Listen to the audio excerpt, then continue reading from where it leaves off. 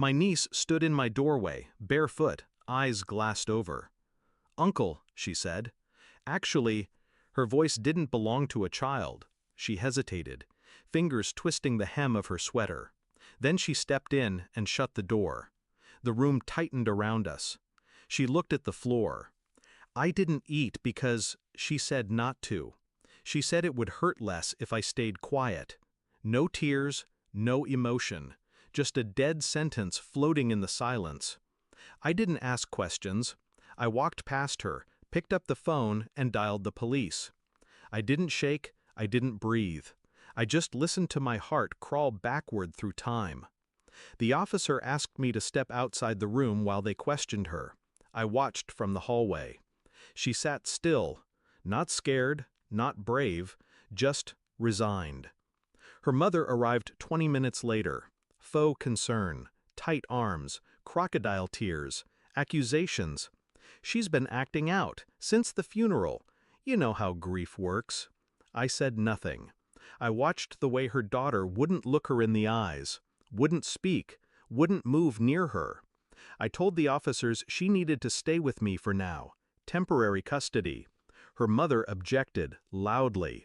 But the child clung to my coat as if it were stitched from oxygen. She slept that night curled in a ball at the edge of the bed. No blanket, no sound. In the morning, she apologized again. "I just don't feel hungry." Days passed, then weeks. I noticed patterns. She flinched at the sound of high heels on the tile. She never walked into the kitchen unless I was there first. And every time her mother called, her eyes would drift, somewhere else. So I started digging. Phone records, old neighbors, school counselors who remembered bruises that didn't match her excuses. But the pieces didn't click until I found the drawing.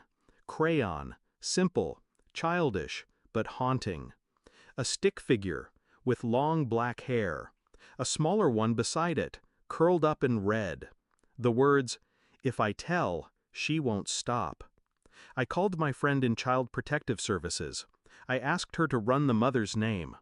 There had been a case, closed early. The complaint was retracted. By the mother.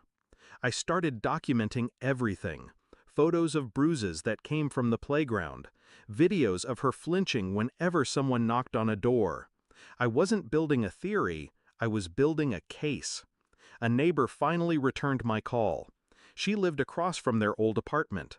Said she used to hear yelling, late at night, crying, doors slamming. One time she knocked. The mother opened with a smile and called her nosy. The next day, she saw the little girl at the balcony rail, standing on tiptoe, staring down. I filed for emergency custody. The judge needed proof, so I gave it to him. CPS testimony, school records, photos, videos, the drawing. And then, her confession, whispered into a recorder one night when she couldn't sleep. "I think she only hurts me because she says I remind her of him." "Who's him?" I asked gently. She didn't answer. She just said, "I don't want to be like him. I just want to be nothing."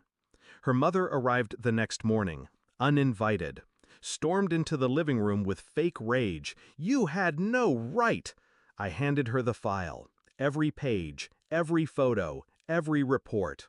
Her face changed with each turn, rage to denial, denial to realization. "You think you can take her from me?" she hissed. I said nothing. She stepped forward, voice rising. "She's mine!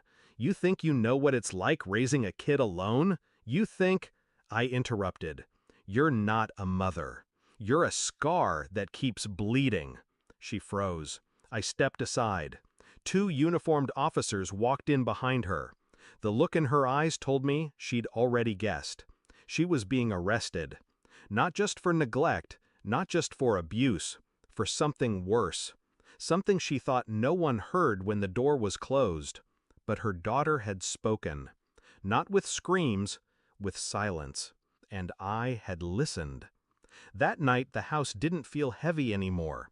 She sat beside me, watching cartoons she didn't understand, slowly eating the grilled cheese I made. No apology, no explanation, just small bites, one after another. Later, I tucked her in. She asked if the doors were locked. I said yes. She asked if her mom could get in. I said no. She nodded, then asked something that hollowed me out. "Do you believe me now?" I told her the truth. I always did. She smiled. It wasn't wide, but it was real. Some monsters raise children, until one of them whispers loud enough for someone to finally burn the house down.